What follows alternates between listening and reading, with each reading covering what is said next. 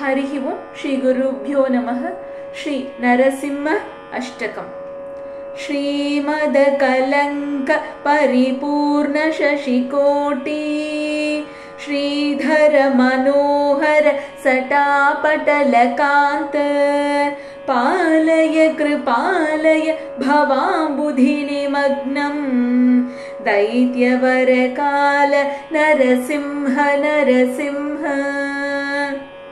पादकमलावनतपातकी जनानां पातकदवानलपतत्रिवरकेतो भावनपरायण भवार्तिहरयामा पाहि कृपयैव नरसिंह नरसिंह। तुङ्गनखपङ्क्तिदलितासुरवरासृत् पङ्कनवकुङ्कुमविपङ्किल महोरः पण्डितनिधान कमलालय नमस्ते पङ्कजनिषन्न नरसिंह नरसिंह। मौलिषु विभूषणमिवामर वरानां योगिहृदयेषु च शिरस्सु निगमानां राजदरविन्दरुचिरं पदयुगं ते देहि मम मूर्ध्नि नरसिंह नरसिंह। वारिज विलोचनमदन्ति मदशायां क्लेशविवशीकृत समस्तकरणायां ये हि रमया सह शरण्यविहगानां नाथमधिरुह्य नरसिंह नरसिंह।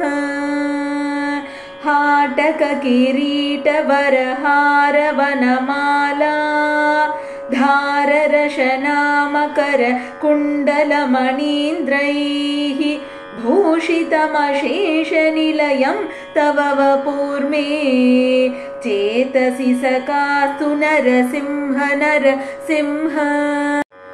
इन्दुरविपावकविलोचन रमायाः मन्दिरमहाभुजलसद्वररथाङ्ग सुन्दरचिराय रमतां त्वयि मनो मे नन्दितसुरेश नरसिंह नरसिंह।